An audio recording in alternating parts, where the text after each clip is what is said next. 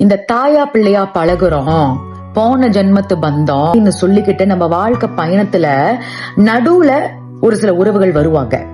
அவங்க சொன்ன அந்த வார்த்தைக்கு ஏற்ப நம்மளும் தாயா பிள்ளையா உண்மையா பழகி இருந்திருப்போம். இன்னைக்கு பாத்தீங்கன்னா எல்லாரும் வாழ்க்கையிலயும் எல்லாருமே கடைசி வரைக்கும் இருக்க முடியாது.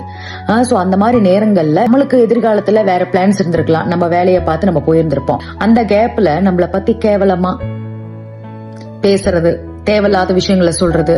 ஆனா அவங்க சொல்றத 4 பேர் நம்புவாங்க. ஏன் தெரியுங்களா? ஏன்னா நம்ம தாயா பிள்ளையா பழகுறோன்ற பேர்ல இவங்க என் உயிர், இவங்கதான் எல்லாமே அப்படின்னு நம்ம எல்லாத்திட்டையும் சொல்லுவோம்ல.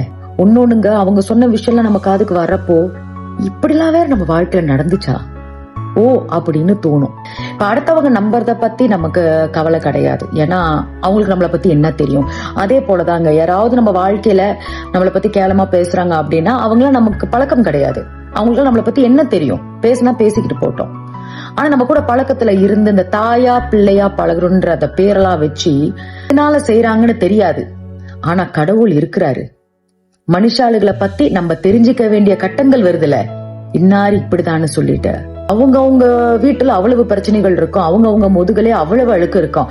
அதெல்லாம் சுத்தம் செய்யறதுக்கு நேரம் இல்லாமல் அடுத்த வீட்டு கதையை பேசிட்டு இருக்கிறாங்க. அதனாலங்க இன்றைய காலகட்டத்திற்கு யாரு கூட எப்படி வேணாலும் பழகுங்க. ஆனா அளவுன்ற ஒரு விஷயத்த மறந்துடாதீங்க.